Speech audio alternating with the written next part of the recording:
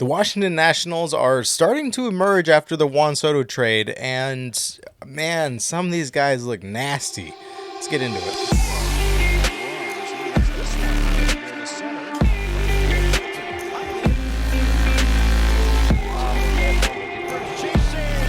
Hot shot. Abrams gets it. Gonna bounce it over.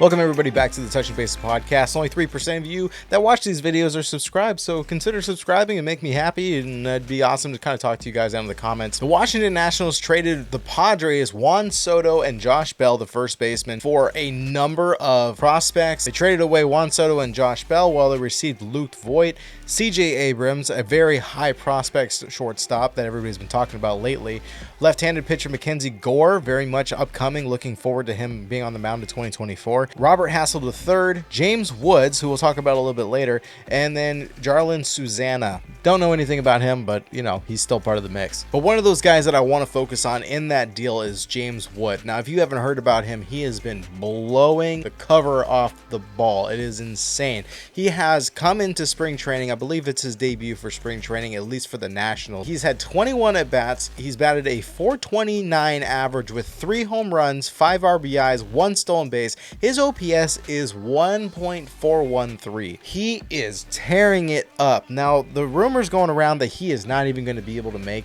the opening day roster. I don't know if it's just too soon or they just don't have the spots for it, but man, I think it'd be a big mistake for the Washington Nationals not to have him on the roster, even if he's on the bench or if he's somewhere else. I think that he should be playing in the bigs. Last season, he hit 26 home runs in the minors, and he's a big dude. I believe he's 6'4", just a huge stat shoot. He's still really young. I believe he's 22. He's 22 years old. Honestly, I would say that he is better at this point. If he keeps progressing in the way he is going to be a better version of Juan Soto. More power, smoother swing, consistent, not as many strikeouts. So the difference is that he's a left-handed batter, which is, I think, even more valuable given this day and age where most are righties and a lot of teams really need some left-handed hitting. This guy is, and call it a hot take or anything like that, but I mean, if you're looking at his stats and what he's done in the minors and then what he's doing this spring training, if not by mid this year,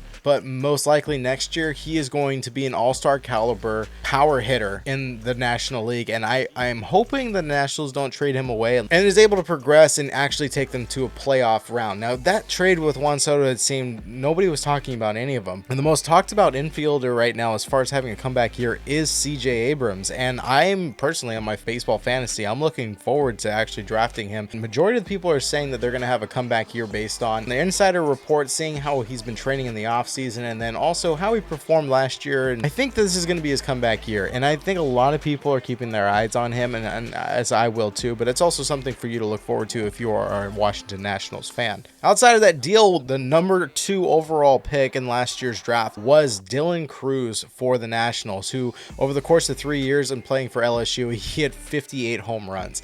This guy's got some power, and as of today, actually, he hit his first home run in I guess the major leagues here at spring training. He hit a home run shot of 393 feet with 102.4 mile per hour exit velocity off of Jesus Luzardo, who's one of the better pitchers on the Marlins staff besides Yuri Perez.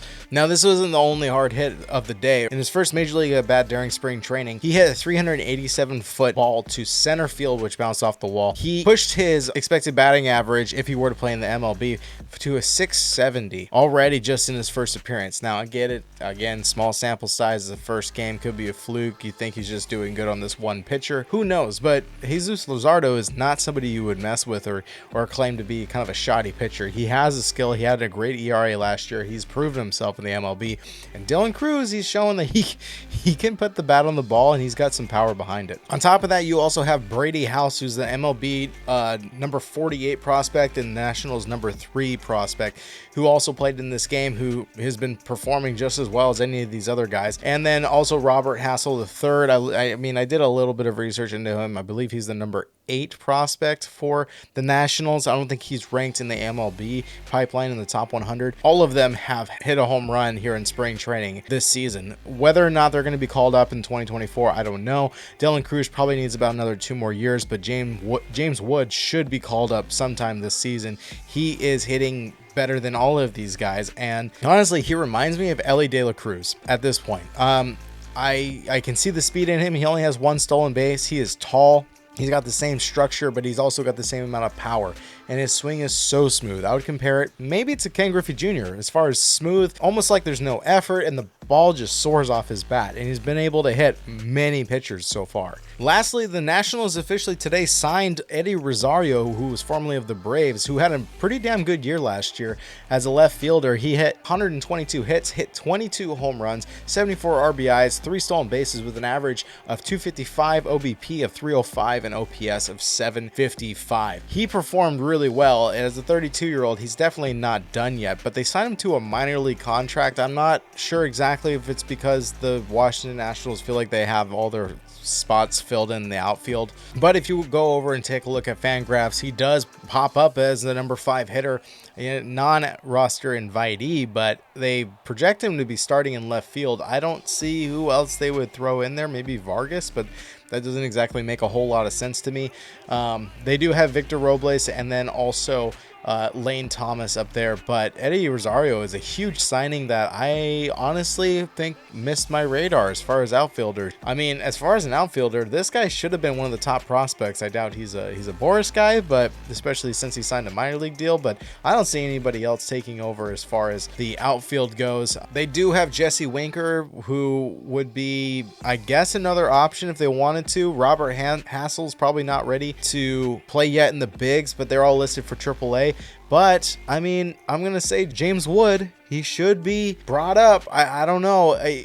They're expecting him to start in 2025, but if it's not Hassel III or Wood, I mean, the other option I guess would be Jacob Young. But given the OPS, given the power, given the ability from James Wood or Hassel or Winker, I feel like those are all better options than what we have kind of set for Fangraphs at this point. I'm taking a look at it live. It just doesn't make any sense to me why anybody else would be starting there.